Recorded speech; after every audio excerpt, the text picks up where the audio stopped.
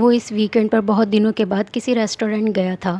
اپنا order waiter کو note کروانے کے بعد وہ ریسٹورینٹ کے شیشوں سے باہر سڑک کو دیکھنے لگا۔ وہ جس میز پر بیٹھا تھا وہ کھڑکی کے قریب تھی اور قد آدم کھڑکیوں کے شیشوں کے پاس بیٹھ کر اسے یوں ہی محسوس ہو رہا تھا کہ جیسے وہ فٹ پاتھ پر بیٹھا ہوا تھا۔ کسی لڑکی کی سسکیوں نے اس کی محویت کو توڑا تھا۔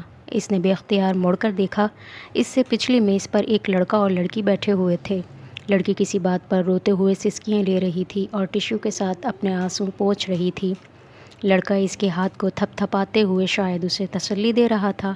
ریسٹورینٹ اتنا چھوٹا اور ٹیبلز اتنی قریب قریب تھیں کہ وہ بڑی آسانی سے ان کی گفتگو سن سکتا تھا، مگر وہ وہاں اس کام کے لیے نہیں آیا تھا۔ وہ سیدھا ہو گیا۔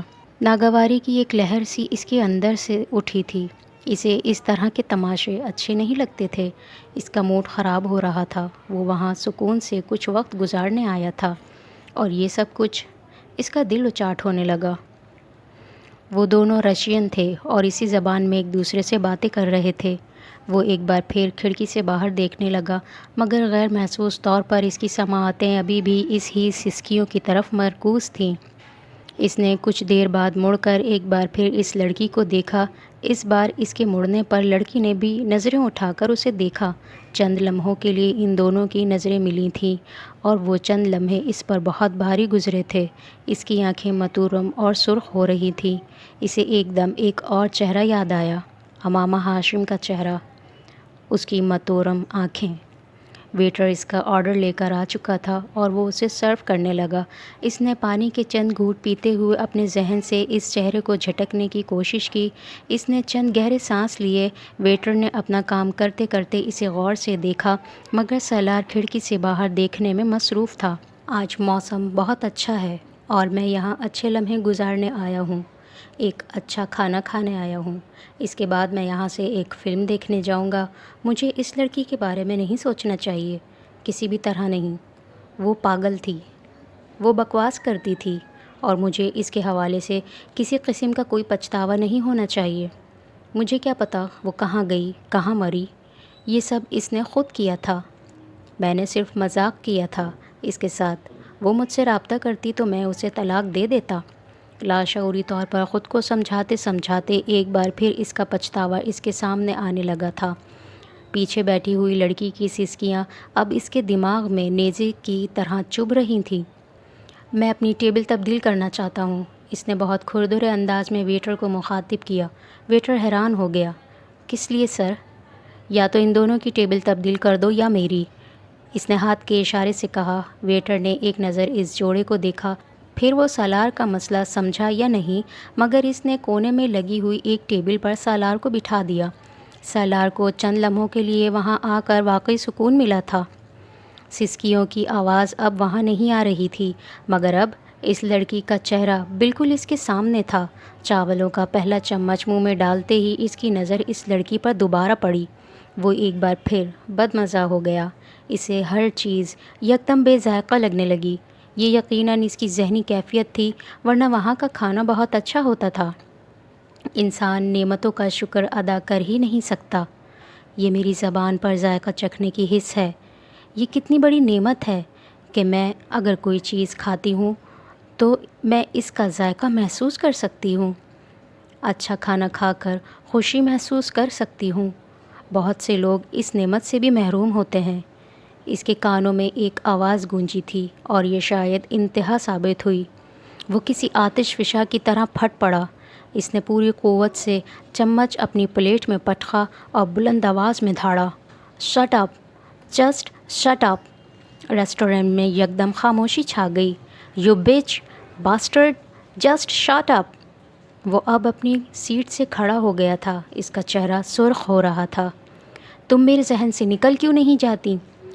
دونوں کنپٹیوں پر ہاتھ رکھے ہوئے وہ چلایا، میں تمہیں مار ڈالوں گا اگر تم مجھے دوبارہ نظر آئیں۔ وہ ایک بار پھر چلایا اور پھر اس نے پانی کا گلاس اٹھا کر پانی پیا، اور اس وقت پہلی بار اسے ریسٹورنٹ میں بیٹھے ہوئے لوگوں اور ان کی نظروں کا احساس ہوا۔ وہ سب اسے دیکھ رہے تھے۔ ایک ویٹر اس کی طرف آ رہا تھا۔ اس کے چہرے پر تشویش تھی۔ آپ کی طبیعت ٹھیک ہے سر؟ سالار نے کچھ بھی کہے بغیر اپنا والیٹ نکالا اور چند کرنسی نوٹ ٹیبل پر رکھ دیے۔ ایک لفظ بھی کہے بغیر وہ ریسٹورنٹ سے نکل گیا۔ وہ امامہ نہیں تھی، ایک بھوت تھا جو اسے چمٹ گیا تھا۔ وہ جہاں جاتا وہ وہاں ہوتی، کہیں اس کا چہرہ، کہیں اس کی آواز، اور جہاں یہ دونوں چیزیں نہ ہوتی وہاں سالار کا پچھتاوا ہوتا۔ وہ ایک چیز بھولنے کی کوشش کرتا تو دوسری چیز اس کے سامنے آ کر کھڑی ہو جاتی۔ بعض دفعہ وہ اتنا مشتعل ہو جاتا کہ اس کا دل چاہتا وہ اسے دوبارہ ملے تو وہ اس کا گلا دبا دے یا اسے شوٹ کر دے۔ اسے اس کی ہر بات سے نفرت تھی۔ اس رات اس کے ساتھ سفر میں گزارے ہوئے چند گھنٹے اس کی پوری زندگی تباہ کر رہے تھے۔ مگر آپ کیوں آ رہے ہیں؟ وہ دونوں فون پر بات کر رہے تھے اور اس نے سالار کو چند دنوں بعد نیو ہیون آنے کی اطلاع دی تھی۔ سالار اس وقت روٹین کی زندگی گزار رہا ہوتا تو وہ اس اطلاع پر یقیناً خوش ہوتا، مگر وہ اس وقت ذہنی ابتری کے جس دور سے گزر رہا تھا اس میں کامران کا آنا اسے بے حد ناگوار گزر رہا تھا، اور وہ یہ ناگواری چھپا بھی نہیں سکا۔ کیا مطلب ہے تمہارا؟ کیوں آ رہے ہیں؟ تم سے ملنے کے لیے آ رہا ہوں۔ کامران اس کے لہجے پر کچھ حیران ہوا۔ اور پاپا نے بھی کہا ہے کہ میں تم سے ملنے کے لیے جاؤں۔ وہ ہونٹ پیچھے اس کی بات سنتا رہا۔ تم مجھے ایئرپورٹ سے پک کر لینا، میں تمہیں ایک دن پہلے اپنی فلائٹ کی ٹائمنگ کے بارے میں بتا دوں گا۔ کچھ دیر ادھر ادھر کی باتیں رہنے کے بعد اس نے فون بند کر دیا۔ 4 دن کے بعد اس نے کامران کو ایئرپورٹ سے ریسیو کیا۔ وہ سالار کو دیکھ کر حیران رہ گیا۔ تم بیمار ہو؟ اس نے چھوٹتے ہی سالار سے پوچھا۔ نہیں، میں بالکل ٹھیک ہوں۔ سالار نے مسکرانے کی کوشش کی۔ لگ تو نہیں رہے ہو۔ کامران کی تشویش میں کچھ اور اضافہ ہونے لگا۔ وہ آنکھوں میں آنکھیں ڈال کر بات کیا کرتا تھا، آج خلاف معمول وہ آنکھیں چرا رہا تھا۔ گاڑی ڈرائیو کرتے ہوئے بھی وہ بہت غور سے سالار کو دیکھتا رہا۔ وہ بے حد احتیاط سے ڈرائیو کر رہا تھا۔ کامران کو حیرانی ہوئی، وہ اس قدر رش ڈرائیو کرتا تھا کہ اس کے ساتھ بیٹھے ہوئے بڑے سے بڑا جیدار آدمی ڈرتا تھا۔ کامران کو یہ ایک مثبت تبدیلی لگی تھی، مگر یہ واحد مثبت تبدیلی تھی جو اس نے محسوس کی تھی۔ باقی تبدیلیاں اس کو پریشان کر رہی تھیں۔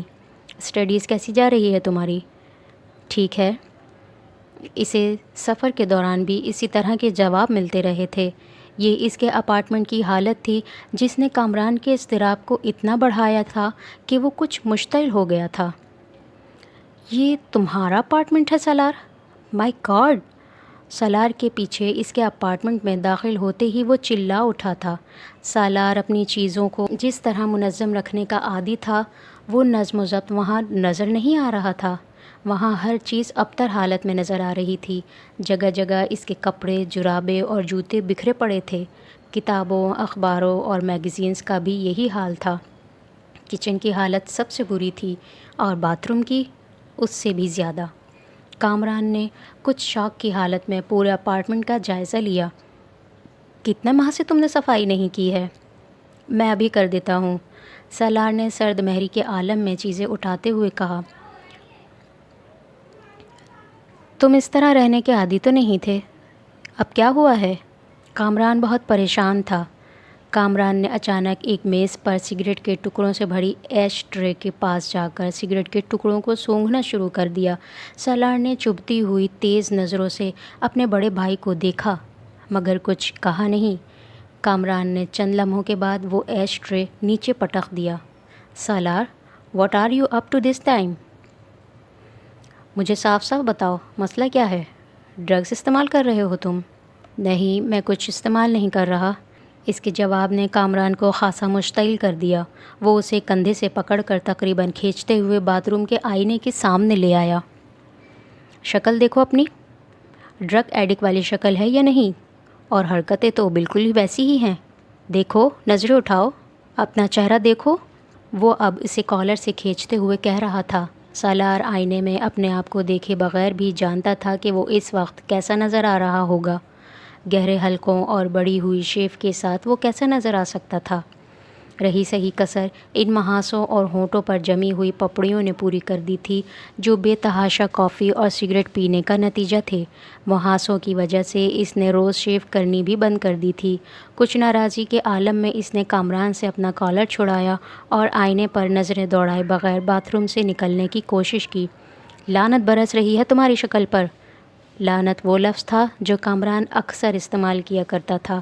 سالار نے پہلے کبھی اس لفظ کو محسوس نہیں کیا، مگر اس وقت کامران کے منہ سے یہ جملہ سن کر وہ جیسے بھڑک اٹھا تھا۔ ہاں، لعنت برس رہی ہے میری شکل پر تو؟ وہ قدرے بھپرے ہوئے انداز میں کامران کے سامنے تن کر کھڑا ہو گیا۔ جب میں کہہ رہا ہوں کہ میں ڈرگس نہیں لے رہا ہوں تو میں نہیں لے رہا۔ آپ کو میرا یقین کرنا چاہیے۔ تم پر یقین؟ کامران نے طنزیہ لہجے میں اس کے پیچھے باتھ روم سے باہر آتے ہوئے کہا۔ اس نے ہونٹ بھینچ لیے اور کمرے کی چیزیں سمیٹنے کا کام جاری رکھا۔ یونیورسٹی جا رہے ہو تم؟ کامران کو اچانک ایک اور اندیشہ ہوا۔ ہاں، جا رہا ہوں۔ وہ چیزیں اٹھاتا رہا۔ کامران کو تسلی نہیں ہوئی۔ میرے ساتھ ہاسپٹل چلو، میں تمہارا چیک اپ کروانا چاہتا ہوں۔ اگر آپ یہ سب کرنے آئے ہیں تو بہتر ہے واپس چلے جائیں۔ میں کوئی کنڈر گارڈن کا بچہ نہیں ہوں، میں اپنا خیال رکھ سکتا ہوں۔ کامران نے اس بار کچھ کہنے کے بجائے اس کے ساتھ مل کر چیزیں اٹھانی شروع کر دیں۔ سالار نے اطمینان کا سانس لیا۔ اس کا خیال تھا کہ اب وہ اس معاملے پر دوبارہ بحث نہیں کرے گا، مگر اس کا یہ اندازہ غلط تھا۔ کامران نے اس کے پاس اپنے قیام کو لمبا کر دیا۔ 2-3 دن کے بجائے وہ پورا 1 ہفتہ وہاں رہا۔ سالار اس کے قیام کے دوران باقاعدگی سے یونیورسٹی جاتا رہا، مگر کامران اس دوران اس کے دوستوں اور پروفیسرز سے ملتا رہا۔ سیمسٹر میں فیل ہونے کی خبر بھی اسے سالار کے دوستوں سے ہی ملی، اور کامران کے لیے یہ ایک شوق تھا۔ سالار سے کچھ بھی توقع کی جا سکتی تھی، مگر سیمسٹر میں فیل ہونا، وہ بھی اس بری طرح، جبکہ وہ کچھ عرصے پہلے تک یونیورسٹی کے پچھلے ریکارڈ بریک کرتے ہوئے ٹاپ کر رہا تھا۔ اس بار اس نے سالار سے اس معاملے کو ڈسکس نہیں کیا، بلکہ پاکستان سکندر عثمان کو فون کر کے اس سارے معاملے سے آگاہ کر دیا۔ سکندر عثمان کے پیروں تلے سے ایک بار پھر زمین نکل گئی تھی۔ سالار نے اپنا سابقہ ریکارڈ برقرار رکھا تھا۔ وہ 1-1.5 سال کے بعد ان کے لیے کوئی نہ کوئی نیا مسئلہ کھڑا کرتا رہتا تھا، اور ہاشم مبین والے معاملے کو بھی اتنا ہی عرصہ ہونے والا تھا۔ آپ ابھی اس سے اس معاملے پر بات نہ کریں۔ یونیورسٹی میں کچھ چھٹیاں ہونے والی ہیں، آپ اسے پاکستان بلا لیں، کچھ عرصے کے لیے وہاں رکھیں، پھر ممی سے کہیں کہ وہ اس کے ساتھ واپسی پر یہاں آ جائیں، اور جب تک اس کی تعلیم ختم نہیں ہوتی اس کے ساتھ رہیں۔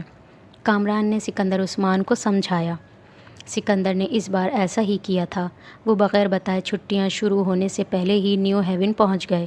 اس کا حلیہ دیکھ کر سکندر عثمان کے پیٹ میں گرہیں پڑنے لگی تھیں، مگر انہوں نے کامران کی طرح اس سے بحث نہیں کی۔ انہوں نے اسے اپنے ساتھ پاکستان چلنے کے لیے کہا۔ اس کے احتجاج اور تعلیمی مصروفیات کے بہانے کو نظر انداز کرتے ہوئے انہوں نے زبردستی اس کی سیٹ بک کرا دی اور اسے پاکستان لے آئے۔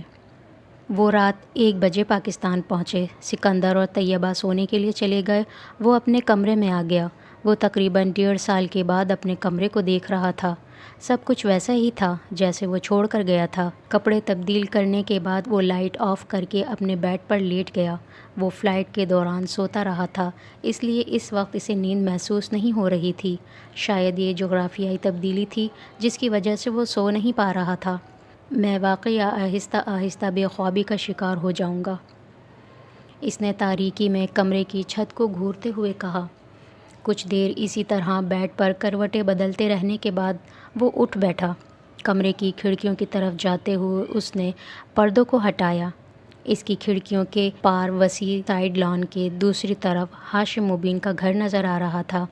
اس نے اتنے سالوں اس کھڑکی کے پردے آگے پیچھے کرتے کبھی ہاشم مبین کے گھر پر غور نہیں کیا تھا، مگر اس وقت وہ بہت دیر تک تاریکی میں اس گھر کے اوپر والے فلور کی لائٹس میں نظر آنے والی اس عمارت کو دیکھتا رہا۔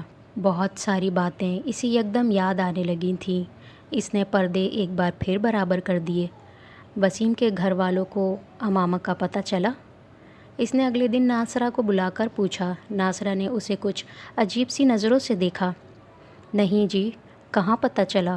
انہوں نے تو ایک جگہ چھان ماری ہے، مگر کہیں بھی کچھ پتہ نہیں چلا۔ انہیں شک ابھی بھی آپ پر ہی ہے۔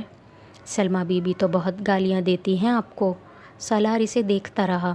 گھر کے نوکروں سے بھی پولیس نے بڑی پوچھ گچھ کی تھی، مگر میں نے تو مجال ہے ذرا بھی کچھ بتایا ہو۔ انہوں نے مجھے کام سے بھی نکال دیا تھا، مجھے بھی، میری بیٹی کو بھی، پھر بعد میں دوبارہ رکھ لیا۔ آپ کے بارے میں مجھ سے پوچھتے رہتے تھے۔ شاید رکھا بھی ان لوگوں نے دوبارہ اسی لیے کہ میں یہاں کی خبریں وہاں دیتی رہوں۔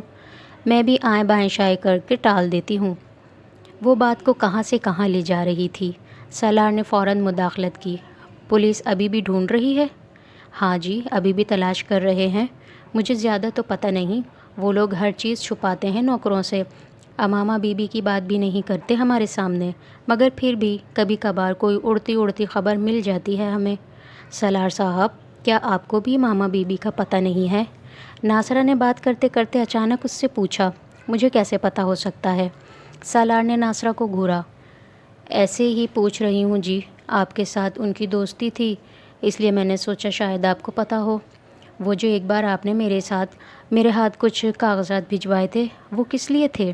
اس کا تجسس اب تشویشناک حد تک بڑھ چکا تھا۔ اس گھر کے کاغذات تھے، میں نے یہ گھر اس کے نام کر دیا تھا۔ ناصرہ کا منہ کھلے کا کھلا رہ گیا، پھر وہ کچھ سنبھلی۔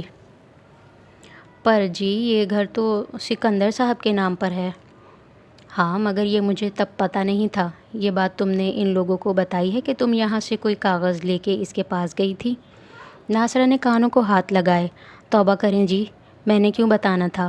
میں نے تو سکندر صاحب کو نہیں بتایا، اور یہی بہتر ہے کہ تم اپنا منہ اسی طرح ہمیشہ کے لیے بند رکھو۔ اگر یہ بات ان کو پتہ چلی تو پاپا تمہیں سامان سمیت اٹھا کر گھر سے باہر پھینک دیں گے۔ تم ان کے غصے کو جانتی ہو۔ جاؤ اب یہاں سے، سالار نے ترشی سے کہا۔ ناصرہ خاموشی سے اس کے کمرے سے نکل گئی۔ وہ ویکنڈ پر کبھی کبھار ہائیکنگ کے لیے مارگلہ کی پہاڑیوں پر جایا کرتا تھا۔ وہ ویکنڈ نہیں تھا، مگر اچانک ہی اس کا موڈ وہاں جانے کا بن گیا۔ ہمیشہ کی طرح گاڑی نیچے پارک کر کے وہ ایک بیگ اپنی پشت پر ڈالے ہائیکنگ کرتا رہا۔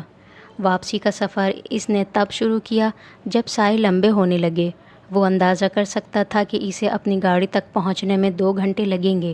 واپسی کے سفر کو کچھ تیزی سے طے کرنے کے لیے وہ سڑک پر آ گیا جہاں سے عام طور پر لوگ گزرتے تھے۔ اس نے ابھی کچھ فاصلہ ہی طے کیا تھا جب اسے اپنے پیچھے تیز قدموں کی آواز سنائی دی۔ سالار نے ایک نظر مڑ کر دیکھا۔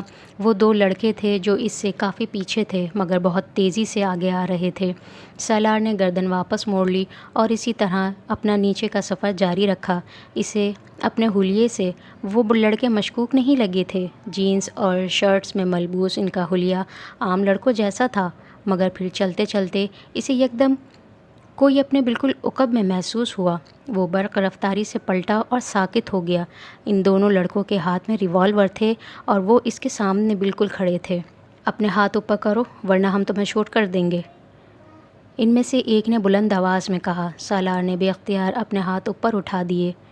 ان میں سے ایک اس کے پیچھے گیا اور بہت تیزی سے اس نے اسے کھینچتے ہوئے دھکا دیا۔ سالار لڑکھڑایا مگر سنبھل گیا۔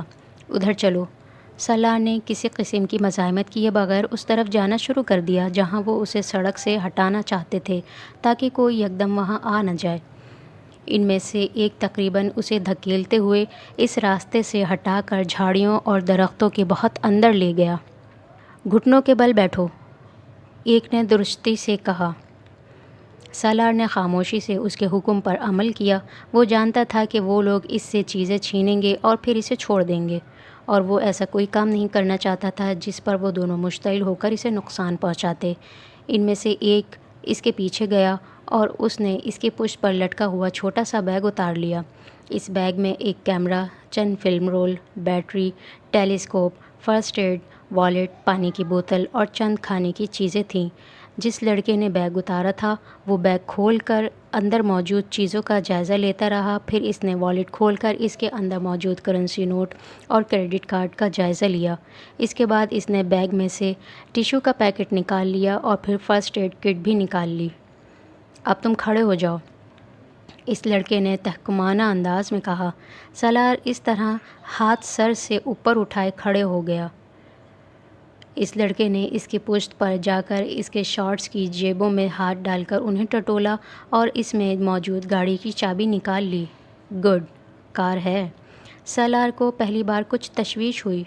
تم لوگ میرا بیگ لے جاؤ مگر کار کو رہنے دو۔ سالار نے پہلی بار انہیں مخاطب کیا۔ کیوں؟ کار کو کیوں رہنے دیں؟ تم ہماری خالہ کے بیٹے ہو کہ کار کو رہنے دیں؟ اس لڑکے نے درست لہجے میں کہا۔ تم لوگ اگر کار لے جانے کی کوشش کرو گے تو تمہیں بہت پرابلمس ہوں گے۔ صرف کار کی چابی مل جانے سے تم کار نہیں لے جا سکو گے، اس میں اور بھی بہت لاکس ہیں۔ سالار نے ان سے کہا، وہ ہمارا مسئلہ ہے، تمہارا نہیں۔ اس لڑکے نے اس سے کہا اور پھر آگے بڑھ کر اس کی آنکھوں سے گلاسز کھینچ لیے۔ اپنے جاگرس اتار دو۔ سالار نے حیرانی سے اسے دیکھا۔ جاگرس کس لیے؟ اس بار اس لڑکے نے جواب دینے کے بجائے پوری قوت سے ایک تھپڑ سالار کے منہ پر مارا۔ وہ لڑکھڑا گیا۔ چند لمحوں کے لیے اس کی آنکھوں کے سامنے تارے ناچ گئے۔ دوبارہ کوئی سوال مت کرنا، جاگرس اتارو۔ سالار خشمگین نظروں سے اسے دیکھنے لگا۔ دوسرے لڑکے نے اس پر تانے ہوئے ریوالور کے چیمبر کو ایک بار جتانے والے انداز میں حرکت دی۔ پہلے لڑکے نے ایک اور تھپڑ اس بار سالار کے دوسرے گال پر دے مارا۔ اب دیکھو اس طرح، جاگرس اتارو، اس نے سختی سے کہا۔ سالار نے اس بار اس کی طرف دیکھے بغیر نیچے جھک کر آہستہ آہستہ اپنے دونوں جاگرس اتار دیے۔ اب اس کے پیروں میں صرف جرابیں رہ گئی تھیں۔ اپنی شرٹ اتارو۔ سالار ایک بار پھر اعتراض کرنا چاہتا تھا مگر وہ دوبارہ تھپڑ کھانا نہیں چاہتا تھا۔ اگر ان دونوں کے پاس ریوالور نہ ہوتے تو وہ جسمانی طور پر ان سے بہت بہتر تھا اور یقیناً اس وقت ان کی ٹھکائی کر رہا ہوتا، مگر ان کے پاس ریوالور کی موجودگی نے یکدم ہی اسے ان کے سامنے بے بس کر دیا تھا۔ اس نے اپنی شرٹ اتار کر اس لڑکے کی طرف بڑھائی۔ نیچے پھینکو، اس لڑکے نے تحکمانہ انداز میں کہا۔ سالار نے شرٹ نیچے پھینک دی۔ اس لڑکے نے اپنے بائیں ہاتھ کو جیب میں ڈال کر کوئی چیز نکالی۔ وہ پلاسٹک کی باریک ڈوری کا ایک گچھا تھا۔ اسے دیکھتے ہی سالار کی سمجھ میں آ گیا کہ وہ کیا کرنا چاہتے ہیں۔ وہ بے اختیار پریشان ہوا۔ شام ہو رہی تھی۔ کچھ ہی دیر میں وہاں اندھیرا چھا جاتا اور وہ وہاں سے رہائی کس طرح حاصل کرتا؟ دیکھو، مجھے باندھو مت، میں کسی کو کچھ نہیں بتاؤں گا۔ تم میرا بیگ لے لو، میری کار بھی لے جاؤ۔ اس بار اس نے مدافعانہ انداز میں کہا۔ اس لڑکے نے کچھ بھی کہے بغیر پوری قوت سے اس کے پیٹ میں گھونسا مارا۔ سالار درد سے دوہرا ہو گیا۔ اس کے منہ سے ایک چیخ نکلی تھی، کوئی مشورہ نہیں۔ اس لڑکے نے جیسے اسے یاد کروایا اور زور سے ایک طرف دھکیلا۔ درد سے بلبلاتے ہوئے سالار نے اندھوں کی طرح اس کی پیروی کی۔ ایک درخت کے تنے کے ساتھ بٹھا کر اس لڑکے نے بڑی مہارت کے ساتھ اس کے دونوں بازوؤں کو پتلے سے تنے کے پیچھے لے جا کر اس کی کلائیوں پر وہ ڈوری لپیٹنا شروع کر دی۔ دوسرا لڑکا سالار سے ذرا فاصلے پر ادھر ادھر نظریں دوڑاتے ہوئے سالار پر ریوالور تانے رہا۔ اس کے ہاتھوں کو اچھی طرح باندھنے کے بعد اس لڑکے نے سامنے آ کر اس کے پیروں کی جرابیں اتار دیں اور پھر فرسٹ ایڈ کٹس میں موجود کینچی سے اس نے سالار کی شرٹ کی پٹیاں کاٹنی شروع کر دیں۔ ان میں سے کچھ پٹیوں کو اس نے ایک بار پھر بڑی مہارت کے ساتھ اس کے ٹخنوں کے گرد لپیٹ کر گرہ لگا دی۔ پھر اس نے ٹیشو کا پیکٹ کھولا اور اس میں موجود سارے ٹیشو باہر نکال لیے۔ منہ کھولو۔ سالار جانتا تھا وہ اب کیا کرنے والا ہے۔ وہ جتنی گالیاں اسے دل میں دے سکتا تھا اس وقت دے رہا تھا۔ اس لڑکے نے یکے بعد دیگرے وہ سارے ٹیشو اس کے منہ میں ٹھونس دیے اور پھر شرٹ کے واحد بچ جانے والی پٹی کو گھوڑے کی لگام کی طرح اس کے منہ میں ڈالتے ہوئے درخت کے تنے کے پیچھے اسے باندھ دیا۔ دوسرا لڑکا اب اطمینان سے بیگ بند کر رہا تھا۔ پھر چند منٹوں کے بعد وہ دونوں وہاں سے غائب ہو چکے تھے۔ ان کے وہاں سے جاتے ہی سالار نے اپنے آپ کو آزاد کرنے کی کوشش شروع کر دی، مگر جلد ہی اسے اندازہ ہو گیا کہ وہ ایک بہت بڑی مصیبت میں گرفتار ہو چکا ہے۔ اس لڑکے نے بڑی مہارت کے ساتھ اسے باندھا تھا۔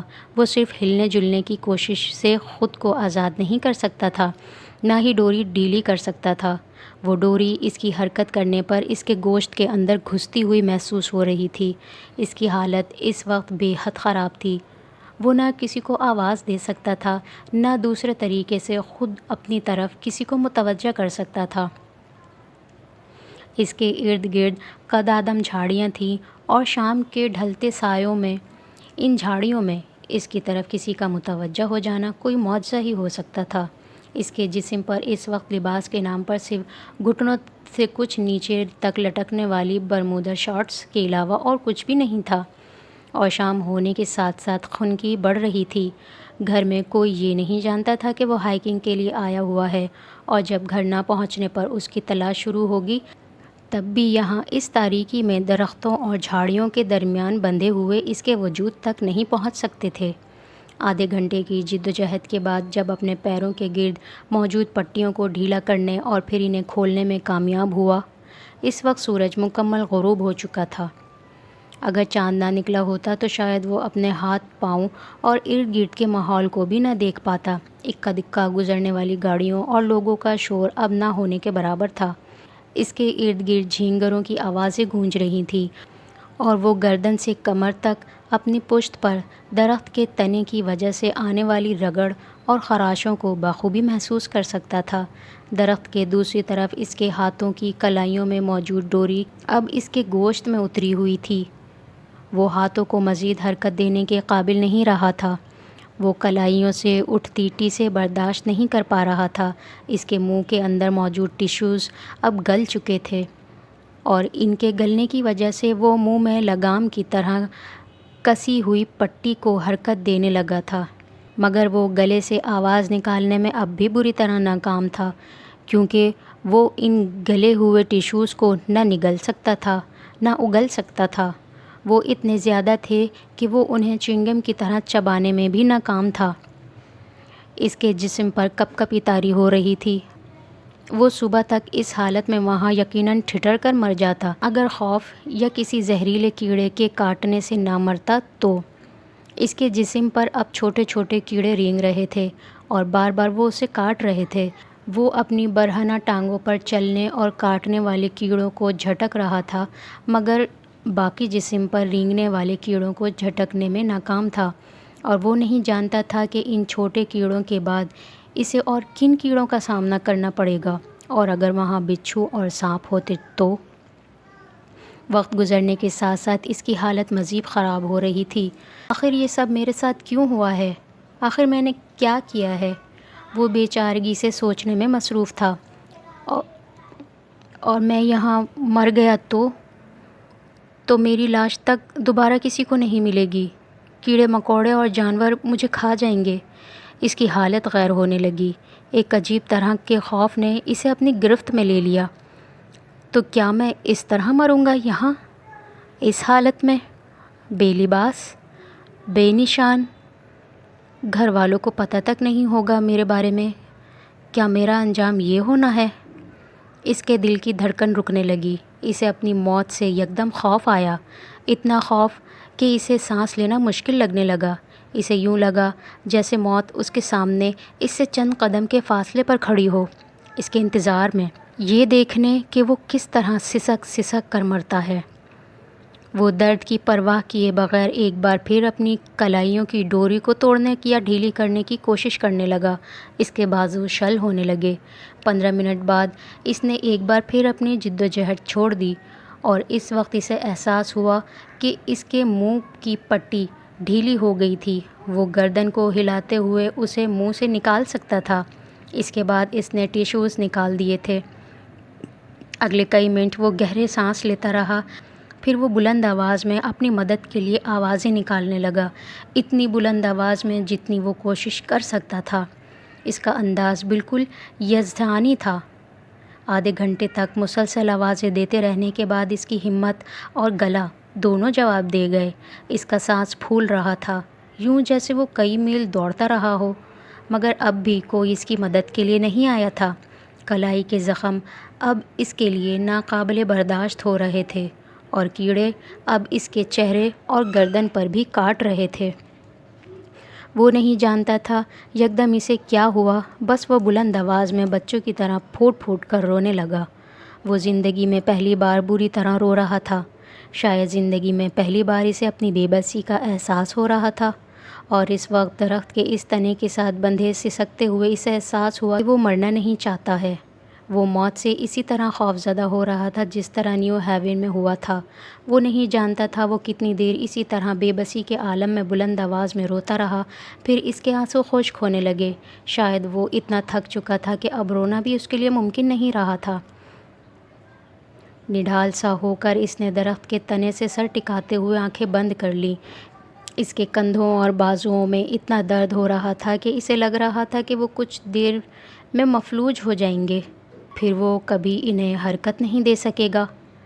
میں نے کبھی کسی کے ساتھ اس طرح نہیں کیا، پھر میرے ساتھ یہ سب کیوں ہوا؟ اس کی آنکھوں سے ایک بار پھر آنسو بہنے لگے۔ سالار، میرے لیے پہلے ہی بہت پرابلمز ہیں، تم اس میں اضافہ نہ کرو۔ میری زندگی پہلے بہت مشکل ہے، اور ہر گزرتے دن کے ساتھ اور مشکل ہو رہی ہے۔ کم از کم تم تو میری سچویشن کو سمجھو، میری مشکلات کو مت بڑھاؤ۔ درخت کے تنے کے ساتھ ٹیک لگائے سالار نے اپنی آنکھیں کھول دیں۔ اس کا حلق خشک ہو رہا تھا۔ نیچے، بہت دور اسلام آباد کی روشنیاں نظر آ رہی تھیں۔ میں تمہارے مسائل میں اضافہ کرنے کی کوشش کر رہا ہوں۔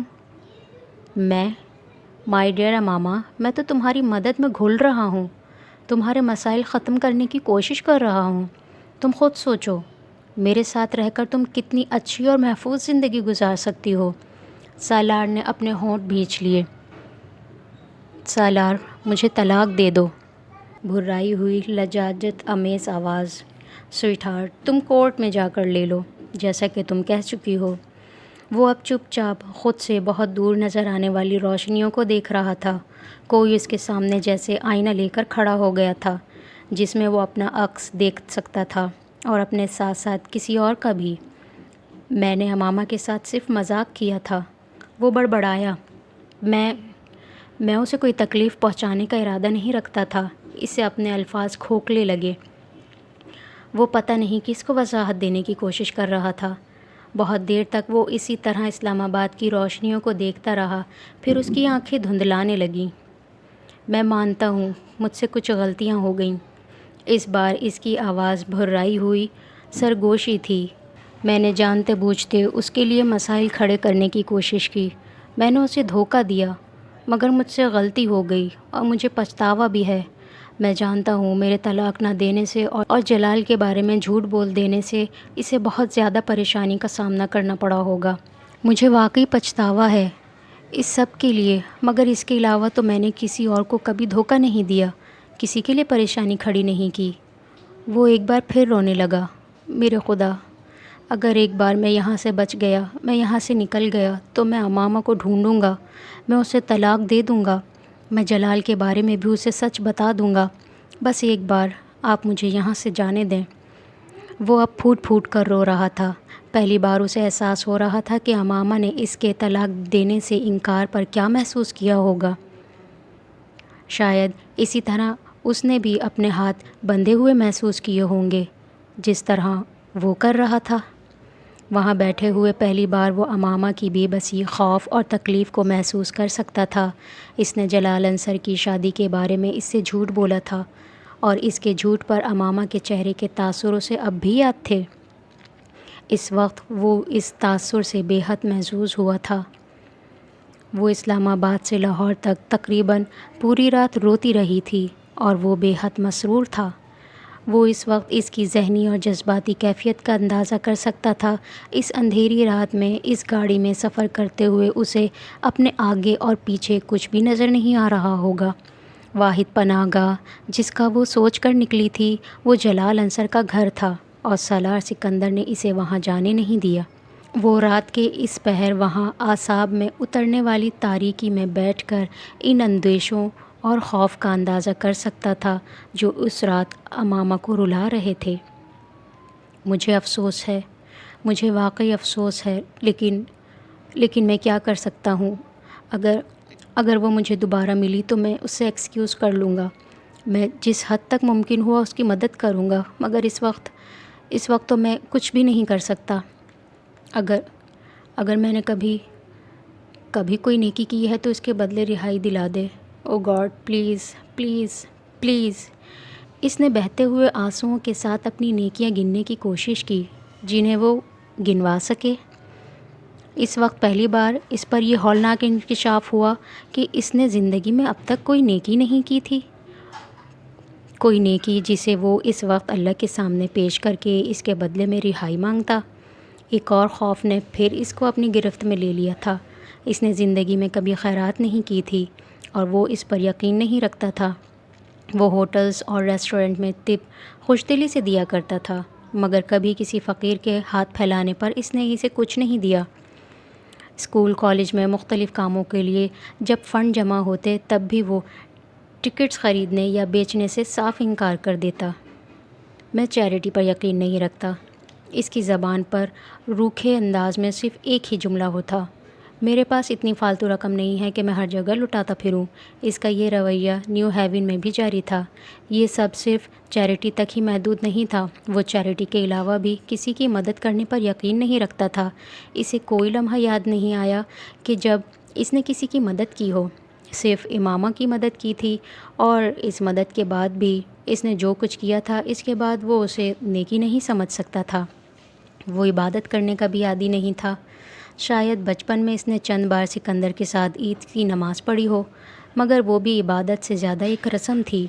اسے نیو ہیون میں وہ رات یاد آئی جب وہ عشاء کی نماز ادھوری چھوڑ کر بھاگ آیا تھا، اور اس کے ساتھ اسے اس ہوکر کو دیے ہوئے $50 بھی یاد آئے۔ شاید وہ واحد موقع تھا جب اسے کسی پر ترس آیا تھا۔ وہ مستقل اپنے ذہن کو اپنی کسی نیکی کے تلاش میں کھنگالتا رہا، مگر ناکام رہا، اور پھر اسے اپنے گناہ یاد آنے لگے۔ کیا تھا جو وہ نہیں کر چکا تھا؟ اس کے آنسو، گڑ گڑانا، رونا، سب کچھ یکدم ختم ہو گیا۔ حساب کتاب بالکل صاف تھا۔ وہ اگر آج اس حالت میں مر جاتا تو اس کے ساتھ کوئی زیادتی نہ ہوتی۔ 22 سال کی عمر میں وہاں بیٹھے کئی گھنٹے صرف کرنے پر بھی اس شخص کو اپنی کوئی نیکی یاد نہ آئے، جبکہ اس شخص کا IQ لیول 150 ہو اور اس کی میموری فوٹوگرافک۔ وہ شخص اللہ سے یہ چاہتا ہو کہ اسے اس کی کسی نیکی کے بدلے اس آزمائش سے رہا کر دیا جائے جس میں وہ پھنس گیا ہے۔ What is next to ecstasy? اس نے ٹین ایج میں کوکین پیتے ہوئے ایک بار اپنے دوست سے پوچھا تھا، وہ بھی کوکین لے رہا تھا۔ مور ایکسٹیسی، اس نے کہا تھا۔ اس نے کوکین لیتے ہوئے اسے دیکھا۔ There is no end to ecstasy. It's preceded by pleasure and followed by more ecstasy. وہ نشے کی حالت میں اس سے کہہ رہا تھا۔ سالار مطمئن نہیں ہوا۔ No, it does end. What happens when it ends? When it really ends. اس کے دوست نے عجیب سی نظروں سے اسے دیکھا۔ You know it yourself, don't you? You have been through it off and on. سالار جواب دینے کے بجائے دوبارہ کوکین لینے لگا تھا۔ اس کی کلائیوں کے گوشت میں اترتی ڈوری اب جواب دے رہی تھی۔ پین، درد۔ What is next to pain? اس نے مسمکہ خیز لہجے میں اس رات امامہ ہاشم سے پوچھا تھا۔ نتھنگنیس۔ رسی نما کوئی چیز لہراتے ہوئے اس کے جسم پر گری تھی۔ اس کے سر، چہرے، گردن، سینے، پیٹ اور وہاں سے تیز رفتاری سے رینگتی ہوئی اتر گئی۔ سالار نے کانپتے جسم کے ساتھ اپنی چیخ روکی تھی۔ وہ کوئی سانپ تھا جو اسے کاٹے بغیر چلا گیا تھا۔ اس کا جسم پسینے میں نہا گیا تھا۔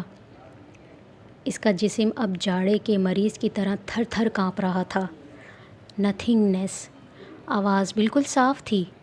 And what is next to nothingness? تحقیر آمیز آواز اور مسکراہٹ اس کی تھی۔ ہیل۔ اس نے یہی کہا تھا۔ وہ پچھلے 8 گھنٹے سے وہاں بندھا ہوا تھا، اس ویرانے، اس تاریکی، اس وحشت ناک تنہائی میں۔ وہ پورا 1 گھنٹہ حلق کے بل پوری قوت سے مدد کے لیے پکارتا رہا تھا، یہاں تک کہ اس کا حلق آواز نکالنے کے قابل نہیں رہا تھا۔ نتھنگنیس سے ہیل، وہ ان دونوں کے بیچ کہیں مولک تھا، یا شاید نتھنگنیس میں داخل ہونے والا تھا اور ہیل تک پہنچنے والا تھا۔ تمہیں خوف نہیں آتا یہ پوچھتے ہوئے کہ ہیل کے بعد کیا آئے گا؟ دوزخ کے بعد آگے کیا آ سکتا ہے؟ انسان کے معتوب اور مغضوب ہو جانے کے بعد باقی کیا بچتا ہے جسے جاننے کا تمہیں اشتیاق ہے؟ سالار نے وحشت بھری نظروں سے ارد گرد دیکھا۔ وہ کیا تھا؟ قبر یا دوزخ یا زندگی میں اس کا ایک منظر؟ بھوک، پیاس، بے بسی، بے یاری و مددگاری، جسم پر چلتے کیڑے جنہیں وہ خود کو کاٹنے سے روک نہیں پا رہا تھا، مفلوج ہوتے ہوئے ہاتھ پاؤں، پشت اور ہاتھوں کی کلائیوں پر لمحہ بہ لمحہ بڑھتے ہوئے زخم، خوف یا دہشت، پتہ نہیں کیا تھا، مگر وہ بلند آواز میں پاگلوں کی طرح چیخیں مار رہا تھا۔ اس کی چیخیں دور دور تک فضا میں گونج رہی تھی۔ یزیانی اور جنونی انداز میں بلند کی جانے والی بے مقصد اور خوفناک چیخیں۔ اس نے زندگی میں اس طرح کا خوف کبھی محسوس نہیں کیا تھا، کبھی بھی نہیں۔ اسے اپنے ارد گرد عجیب سے بھوت چلتے پھرتے نظر آنے لگے تھے۔ اسے لگ رہا تھا اس کے دماغ کی رگ پھٹنے والی ہے یا پھر نروس بریک ڈاؤن۔ پھر اس کی چیخیں آہستہ آہستہ دم توڑتی گئیں۔ اس کا گلا پھر بند ہو گیا تھا۔ اب صرف سرسراہٹیں تھیں جو اسے سنائی دے رہی تھی۔ اسے یقین ہو چکا تھا کہ اب وہ مر رہا ہے، اس کا ہارٹ فیل ہو رہا ہے، یا پھر وہ اپنا ذہنی توازن کھو دینے والا ہے۔ اور اسی وقت اچانک تنے کے پیچھے بندھی ہوئی کلائیوں کی ڈوری ڈھیلی ہو گئی۔ ہوش و حواس کھوتے ہوئے اس کے اعصاب نے ایک بار پھر جھٹکا لیا۔ اس نے نچلا ہونٹ دانتوں میں دباتے ہوئے اپنے ہاتھوں کو حرکت دی۔ ڈوری اور ڈھیلی ہوتی گئی، شاید مسلسل تنے کی رگڑ لگتے لگتے درمیان سے ٹوٹ گئی تھی۔ اس نے ہاتھوں کو کچھ اور حرکت دی اور تب اسے احساس ہوا کہ وہ درخت کے تنے سے آزاد ہو چکا تھا۔ اس نے بے یقینی کے عالم میں اپنے ہاتھوں کو سیدھا کیا۔ درد کی تیز لہریں اس کے بازوؤں سے گزریں۔ کیا میں بچ گیا ہوں؟ کیوں؟ کس لیے؟ معاوف ہوتے ہوئے ذہن کے ساتھ اس نے اپنی گردن کے گرد موجود اس پٹی کو اتارا جو پہلے اس کے منہ کے گرد بندھی ہوئی تھی۔ بازوؤں کو دی گئی معمولی حرکت سے اس کے منہ سے کراہ نکلی تھی۔ اس کے بازوؤں میں شدید تکلیف ہو رہی تھی، اتنی تکلیف کہ اسے لگ رہا تھا کہ وہ دوبارہ کبھی اپنے بازو استعمال نہیں کر سکے گا۔ اس کی ٹانگیں بھی سن ہو رہی تھیں۔ اس نے کھڑے ہونے کی کوشش کی، وہ لڑکھڑا کر بازوؤں کے بل زمین پر گرا۔ ہلکی سی چیخ اس کے منہ سے نکلی۔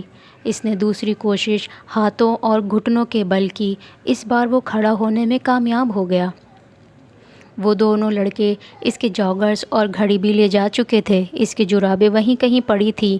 وہ اندھیرے میں انہیں ٹٹول کر پہن سکتا تھا، مگر بازوؤں اور ہاتھوں کو استعمال میں لانا پڑتا، اور وہ اس وقت یہ کام کرنے کے قابل نہیں تھا، نہ جسمانی طور پر نہ ذہنی طور پر۔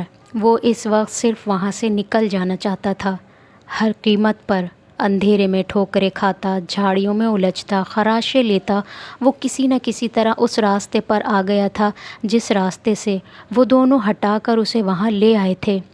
اور پھر ننگے پاؤں اس نے نیچے کا سفر طے کیا۔ اس کے پیروں میں پتھر اور کنکریاں چبھ رہی تھیں، مگر وہ جس ذہنی اور جسمانی اذیت کا شکار تھا، اس کے سامنے وہ کچھ بھی نہیں تھا۔ وہ یہ نہیں جانتا تھا کہ وقت کیا ہوا تھا، مگر اسے یہ اندازہ تھا کہ آدھی رات سے زیادہ گزر چکی ہے۔ اسے نیچے آنے میں کتنا وقت لگا اور اس نے یہ سفر کس طرح طے کیا، وہ نہیں جانتا۔ اسے صرف یہ یاد تھا کہ وہ پورے راستے بلند آواز سے روتا رہا تھا۔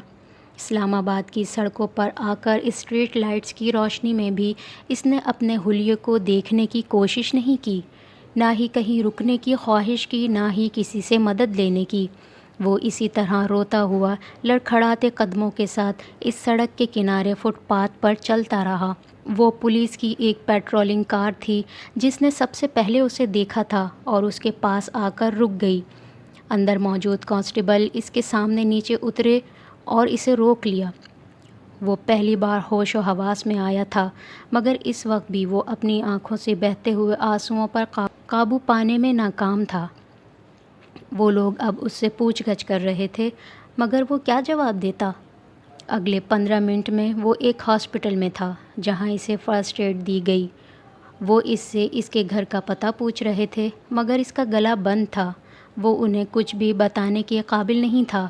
سوجے ہوئے ہاتھوں کے ساتھ اس نے ایک کاغذ پر اپنے گھر کا فون نمبر اور ایڈریس گھسیٹ دیا۔ ابھی اور کتنی دیر اسے یہاں رکھنا پڑے گا؟ زیادہ دیر نہیں، جیسے ہی ہوش آتا ہے ہم دوبارہ چیک اپ کریں گے، پھر ڈسچارج کر دیں گے۔ زیادہ شدید قسم کی انجریز نہیں ہیں، بس گھر میں کچھ دنوں تک مکمل طور پر ریسٹ کرنا پڑے گا۔ اس کا ذہن لاشعور سے شعور کا سفر طے کر رہا تھا۔ پہلے جو صرف بے معنی آوازیں تھیں، اب وہ انہیں مفہوم پہنا رہا تھا، آوازوں کو پہچان رہا تھا۔ ان میں سے ایک آواز سکندر عثمان کی تھی، یقیناً دوسری کسی ڈاکٹر کی۔ سالار نے آہستہ آہستہ آنکھیں کھول دیں۔ اس کی آنکھیں یکدم چندیا گئی تھیں۔ کمرے میں بہت تیز روشنی تھی، یا کم از کم اسے ایسا ہی لگا تھا۔ وہ ان کی فیملی ڈاکٹر کا پرائیویٹ کلینک تھا۔ وہ ایک بار پہلے بھی یہاں ایسے ہی ایک کمرے میں رہ چکا تھا اور یہ پہچاننے کے لیے ایک نظر ہی کافی تھی۔ اس کا ذہن بالکل صحیح کام کر رہا تھا۔ جسم کے مختلف حصوں میں ہونے والے درد کا احساس اسے پھر ہونے لگا، اس کے باوجود کہ اب وہ ایک نرم اور آرام دہ بستر میں تھا۔ اس کے جسم پر وہ لباس نہیں تھا جو اس نے اس سرکاری ہسپتال میں پہنا تھا جہاں اسے لے جایا گیا تھا۔ وہ ایک اور لباس میں ملبوس تھا اور یقیناً اس کے جسم کو پانی کی مدد سے صاف کیا گیا تھا، کیونکہ اسے آدھے بازوؤں والی شرٹ سے جھانکتے اپنے بازوؤں پر کہیں بھی مٹی یا گرد نظر نہیں آ رہی تھی۔ اس کی کلائیوں کے گرد پٹیاں بندھی ہوئی تھیں اور اس کے بازوؤں پر چھوٹے چھوٹے بہت سے نشانات تھے۔ بازو اور ہاتھ سوجے ہوئے تھے۔ وہ اندازہ کر سکتا تھا کہ ایسے ہی بہت سے نشانات اس کے چہرے اور جسم کے دوسرے حصوں پر بھی ہوں گے۔ اسے اپنی ایک آنکھ سوجی ہوئی محسوس ہو رہی تھی اور اس کے جبڑے بھی دکھ رہے تھے، مگر اس سے بھی زیادہ برا حال گلے کا تھا۔ اس کے بازو میں ایک ڈرپ لگی ہوئی تھی جو اب تقریباً ختم ہونے والی تھی۔ پہلی بار اس کو ہوش میں ڈاکٹر نہیں آتے دیکھا۔ وہ ان کا فیملی ڈاکٹر نہیں تھا، شاید اس کے ساتھ کام کرنے والا کوئی اور فزیشین تھا۔ اس نے سکندر کو اس کی طرف متوجہ کیا۔ ہوش آ گیا ہے؟ سالار نے ایک صوفے پر بیٹھی طیبہ کو اپنی طرف بڑھتے دیکھا، مگر سکندر آگے نہیں آئے تھے۔ ڈاکٹر اب اس کے پاس آ کر اس کی نبض چیک کر رہا تھا۔ اب تم کیسا محسوس کر رہے ہو؟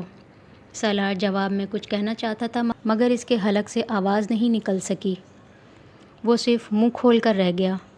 ڈاکٹر نے ایک بار پھر اپنا سوال دہرایا۔ سالار نے تکیے پر رکھا ہوا اپنا سر نفی میں ہلایا۔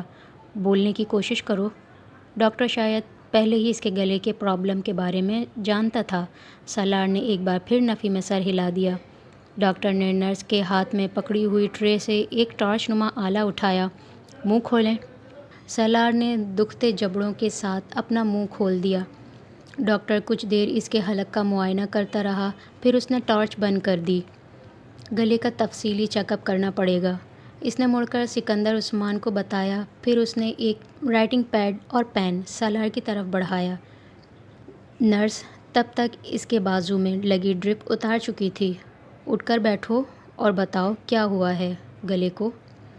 اسے اٹھ کر بیٹھنے میں کوئی دقت نہیں ہوئی۔ نرس نے تکیہ اس کے پیچھے رکھ دیا تھا اور وہ رائٹنگ پیڈ ہاتھ میں لیے سوچ رہا تھا۔ کیا ہوا تھا؟ گلے کو، جسم کو، دماغ کو۔ وہ کچھ بھی لکھنے کے قابل نہیں تھا۔ سوجی ہوئی انگلیوں میں پکڑے پین کو وہ دیکھتا رہا۔ اسے یاد تھا کہ اس کے ساتھ کیا ہوا تھا۔ اسے اپنی وہ چیخیں یاد آ رہی تھیں جنہوں نے اب اسے بولنے کے قابل نہیں چھوڑا تھا۔ کیا لکھا جائے؟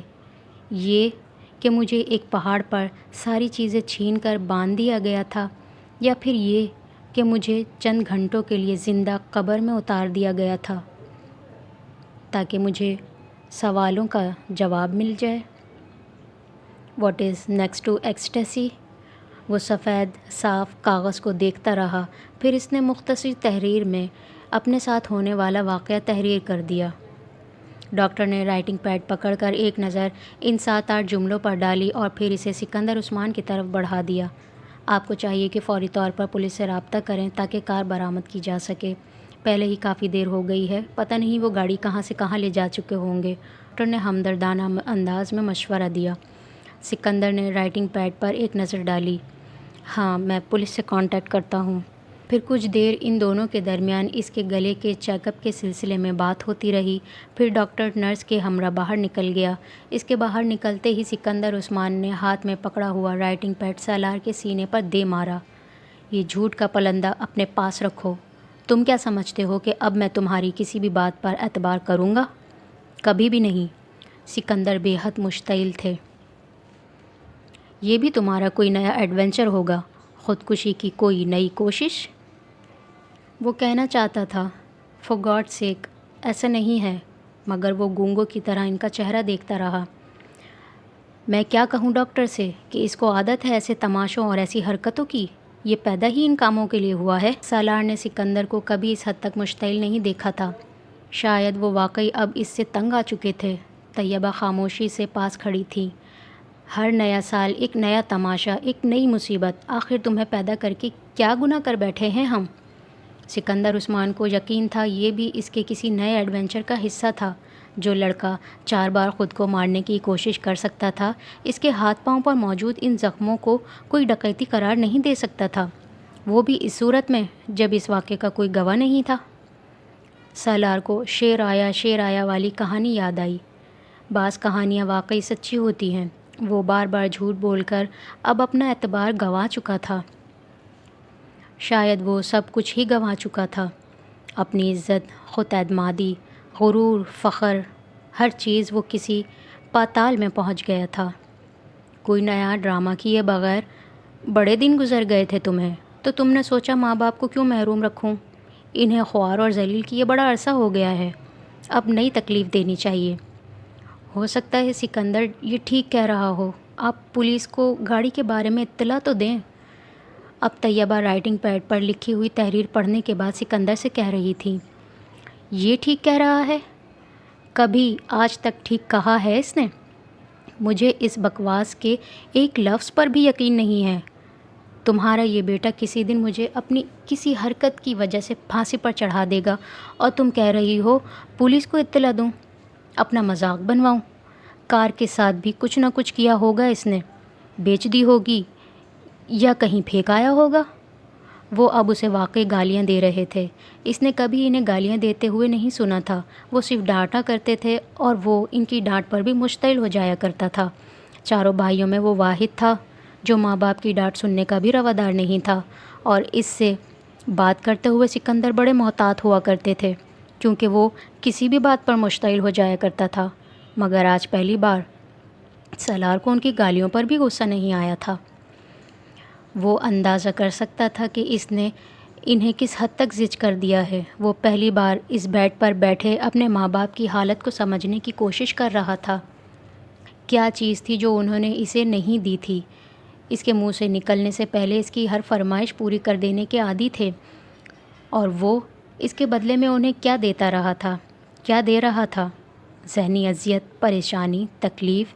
اس کے علاوہ اس کے بہن بھائیوں میں سے کسی نے ان کے لیے کوئی پریشانی نہیں کھڑی کی تھی، صرف ایک وہ تھا جو کسی دن تمہاری وجہ سے ہم دونوں کو خودکشی کرنی پڑے گی، تمہیں تب ہی سکون ملے گا، صرف تب ہی چین آئے گا تمہیں۔ پچھلی رات اس پہاڑ پر اس طرح بندھے ہوئے اسے پہلی بار ان کی یاد آئی تھی، پہلی بار اسے پتہ چلا تھا کہ اسے ان کی کتنی ضرورت تھی۔ وہ ان کے بغیر کیا کرے گا؟ اس کے لیے ان کے علاوہ کون پریشان ہوگا؟ اسے سکندر کے لفظوں سے زندگی میں پہلی بار کوئی بے عزتی محسوس نہیں ہو رہی تھی۔ وہ ہمیشہ سے سکندر سے زیادہ قریب رہا تھا اور اس کے سب سے زیادہ جھگڑے بھی انہی کے ساتھ ہوتے رہتے تھے۔ میرا دل چاہ رہا ہے کہ میں دوبارہ کبھی تمہاری شکل تک نہ دیکھوں، تمہیں دوبارہ وہیں پھینک دوں جس جگہ کے بارے میں تم جھوٹ بول رہے ہو۔ اب بس کرو سکندر، طیبہ نے ان کو ٹوکا۔ میں بس کروں؟ یہ کیوں نہیں بس کرتا؟ کبھی تو ترس کھا لے یہ ہم لوگوں پر اور اپنی حرکتیں چھوڑ دے۔ کیا اس پر یہ فرض کر کے زمین پر اتارا گیا ہے کہ یہ ہماری زندگی عذاب بنا دے؟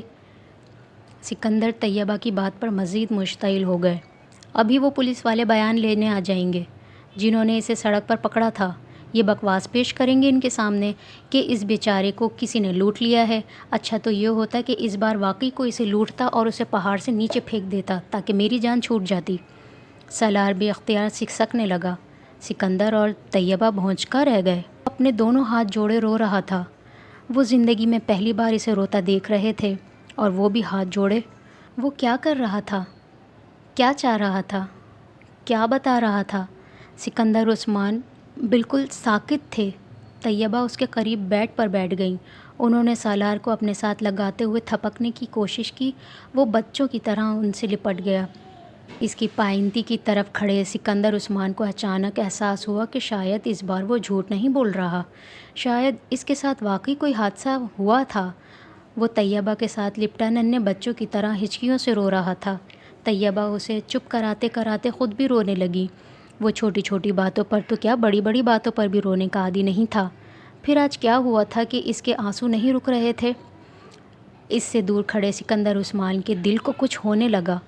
اگر یہ ساری رات واقعی وہاں بندھا رہا تھا تو وہ ساری رات اس کے انتظار میں جاگتے رہے تھے، وہ بگڑتے رہے تھے۔ ان کا خیال تھا کہ وہ گاڑی لے کر پھر کہیں لاہور یا کہیں آوارہ گردی کے لیے چلا گیا ہوگا۔ انہیں تشویش ہو رہی تھی، مگر وہ سالار کی حرکتوں سے واقف تھے، اس لیے تشویش سے زیادہ غصہ تھا، اور 2:30 بجے کے قریب وہ سونے چلے گئے تھے جب انہیں فون پر پولیس کی طرف سے یہ اطلاع ملی۔ وہ ہاسپٹل پہنچے اور انہوں نے اسے وہاں بہت ابتر حالت میں دیکھا، مگر وہ یہ یقین کرنے پر تیار نہیں تھے کہ اس کے ساتھ کوئی حادثہ ہوا تھا۔ وہ جانتے تھے کہ وہ خود کو اذیت پہنچاتا رہا تھا۔ جو شخص اپنی کلائی کاٹ لے، ون وے کو توڑتے ہوئے ٹریفک کی بھیڑ میں اپنی بائیک دے مارے، سلیپنگ پلس لے لے، اپنے ہاتھ کو باندھ کر پانی میں الٹا کود جائے، اس کے لیے ایک بار پھر اپنی یہ حالت کرنا کیا مشکل تھا؟ اس کا جسم کیڑوں کے کاٹنے کے نشانات سے جگہ جگہ بھرا ہوا تھا، بعض جگہوں پر نیلاہٹ تھی، اس کے پیر بھی بری طرح سے زخمی تھے، ہاتھوں کی کلائیوں، گردن اور پشت کا بھی یہی حال تھا، اور اس کے جبڑوں پر بھی خراشیں پڑی ہوئی تھیں۔ اس کے باوجود سکندر عثمان کو یقین تھا کہ یہ سب کچھ اس کی اپنی کارستانی ہی ہوگی۔ شاید اس وقت وہ بولنے کے قابل ہوتا اور وضاحتیں پیش کرتا تو وہ کبھی اس پر یقین نہ کرتے، مگر اسے اس طرح ہچکیوں کے ساتھ روتے دیکھ کر انہیں یقین آنے لگا تھا کہ وہ سچ کہہ رہا تھا۔ وہ کمرے سے نکل گئے اور انہوں نے موبائل پر پولیس سے رابطہ کیا۔ 1 گھنٹے کے بعد انہیں پتہ چلا کہ سرخ رنگ کی ایک اسپورٹ کار پہلے ہی پکڑی جا چکی ہے، اور اس کے ساتھ 2 لڑکے بھی۔ انہوں نے انہیں ایک معمول کی چیکنگ کے دوران لائسنس اور گاڑی کے کاغذات نہ ہونے پر گھبرا جانے پر پکڑا تھا۔ انہوں نے ابھی تک یہ نہیں بتایا تھا کہ انہوں نے یہ گاڑی کہیں سے چھینی تھی، وہ صرف یہی کہتے رہے تھے کہ وہ گاڑی انہیں کہیں ملی تھی اور وہ صرف شوق اور تجسس سے مجبور ہو کر چلانے لگے۔ چونکہ پولیس کے پاس ابھی تک کسی گاڑی کی FIR درج نہیں کرائی گئی تھی، اس لیے ان کے بیان کی تصدیق مشکل ہو گئی تھی، مگر سکندر عثمان کی FIR کے کچھ دیر بعد ہی انہیں کار کے بارے میں پتہ چل گیا تھا۔ اب وہ صحیح معنوں میں سالار کے بارے میں تشویش کا شکار ہو گئے تھے۔